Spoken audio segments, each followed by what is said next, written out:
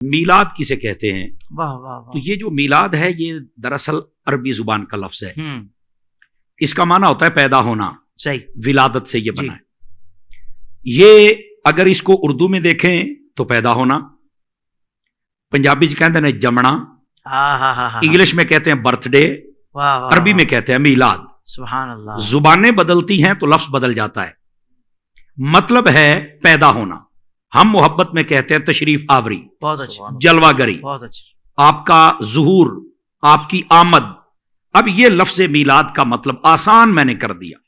واہ واہ. اچھا، اس کو اگر ملائیں گے لفظ نبی کے ساتھ میلاد النبی صلی اللہ علیہ وسلم، تو اس کا مطلب ہے نبی پاک صلی اللہ علیہ وآلہ وسلم کا جلوہ گری فرمانا، واہ واہ. آپ کی تشریف آوری، آپ کی ولادت، آپ کی آمد، یہ ہے دراصل میلاد. سبحان اللہ. آقا کریم علیہ السلام کی تشریف آوری، آپ کی ولادت، آپ کی جلوہ گری، آپ کا ظہور، آپ کا ورود، اس کو میلاد کہتے ہیں. واہ واہ واہ واہ. جہاں تک میلاد منانے کی لاجک آپ نے بات کہی، یہ بات آپ نے بڑی خوبصورت، چونکہ اب آپ بھی آہستہ آہستہ زمانے کی نبض کو سمجھنا شروع ہو گئے ہیں، اور سمجھنا بھی چاہیے. لوگ لاجک کی بات کرتے ہیں کہ ہم میلاد کریں کیوں؟ جی، لاجک کیا ہے؟ دیکھیے، ہمارے اسلام کا اگر لوگ مزاج سمجھ جائیں تو انہیں یہ لاجک 1 منٹ سے پہلے سمجھ آ جائے گی. بلکہ منٹ بھی میں نے رعایت برتی ہے، ٹائم بہت زیادہ دے دیا ہے. کیا کہنے ہیں؟ 5 سیکنڈ سے پہلے سمجھ آ جائے. تو آپ کہیں گے پھر بتائیے وہ کیا لاجک ہے کیا؟ دیکھیے، ہمارے اسلام کے اندر حکم ہے عقیقے کا، اور عقیقہ کہتے کس کو ہیں؟ ولادت کی خوشی کے کھانے کو عقیقہ کہتے ہیں. ہمارے اسلام میں 2 کھانے ہیں جو ڈیمانڈ کیا گیا کہ یہ کھانے بناؤ، پکاؤ، کھاؤ، کھلاؤ اور خوشی کا اظہار کرو. اور وہ کون کون سے کھانے ہیں؟ ایک کھانے کا نام ہے ولیمہ، ایک کا نام ہے عقیقہ. ولیمہ شادی کی خوشی کا کھانا، اور عقیقہ ولادت کی خوشی کا کھانا. یہ ہمارے اسلام نے ہمیں بتایا ہے کہ جب بھی کسی مسلمان کے ہاں کوئی بچہ، کوئی بچی شہر میں، دیہات میں، عرب میں، عجم میں، امیر گھر میں، غریب گھر میں پیدا ہو جائے تو تم نے ولادت کی خوشی کرنی ہے.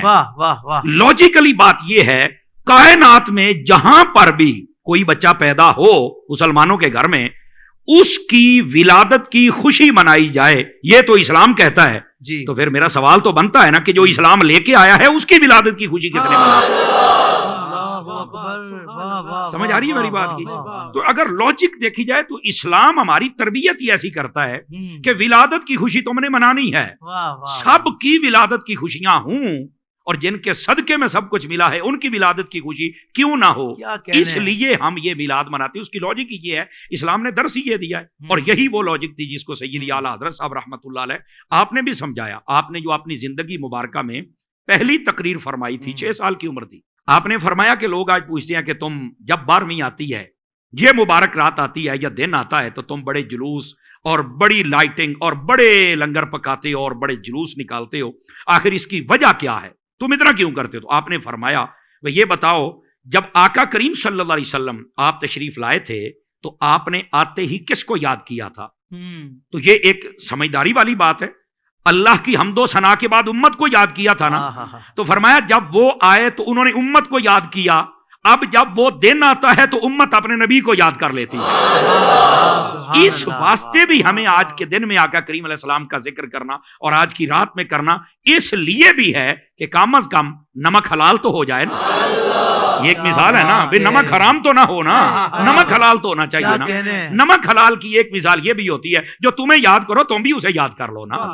تو یہ اس کی لاجیکلی بات ہے. بس اللہ تعالی ہمیں محبوب کریم علیہ السلام کا میلاد منانے کی توفیق عطا فرمائے. سبحان اللہ. یعنی آپ نے جو بات ارشاد فرمائی آخر میں، تو میں چاہوں گا اس پر ایک شعر کہ تیرا کھاواں بسم اللہ، میں تیرے گیت گاواں یا رسول اللہ، تیرا میلاد میں کیوں نہ مناواں یا رسول اللہ.